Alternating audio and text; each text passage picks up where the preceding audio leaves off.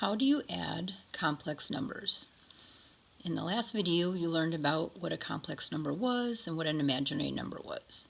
A complex number is a combination of both a real number and an imaginary number. So for example, 8 is a real number, 6i is an imaginary number. Together, this is a complex number. So what do you do when you try to combine, add, or subtract different complex numbers?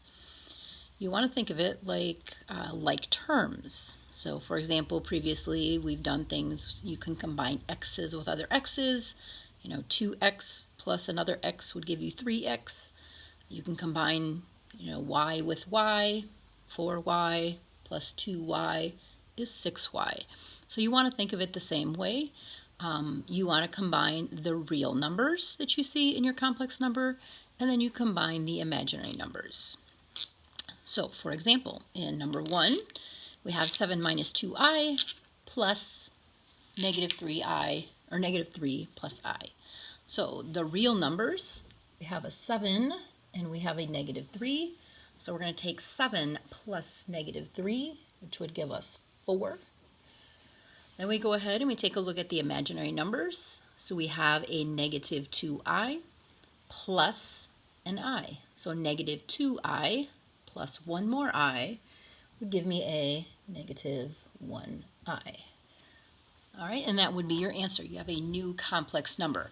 The 4 is real and the negative 1i is imaginary, so you cannot combine them anymore. Example number 2, this one's subtraction.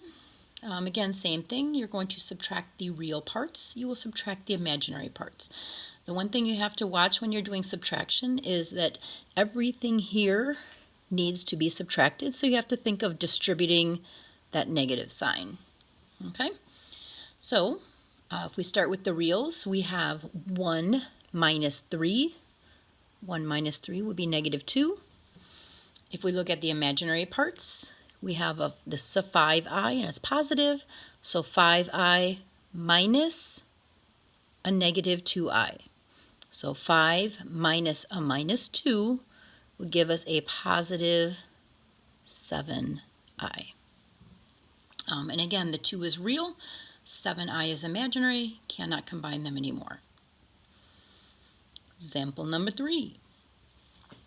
Again, starting with the reals, we have an 8 minus the 8, which would just be 0.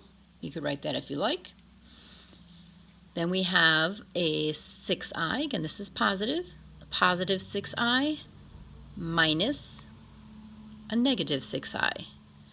So 6 minus a negative 6i would give me 12i. And again, in this one, because the 8 minus the 8 was 0, I only have an imaginary part as my final answer. And last example, we have these are my real numbers here. I've got a negative 3 plus a 3. So negative 3 plus 3, that would be 0. Again, you can write that if you'd like. And as far as my imaginary numbers here, we have a 9. Again, this is positive, so positive 9i plus another 9i, which was also positive. So 9 plus 9 would give me 18i. And there you have it.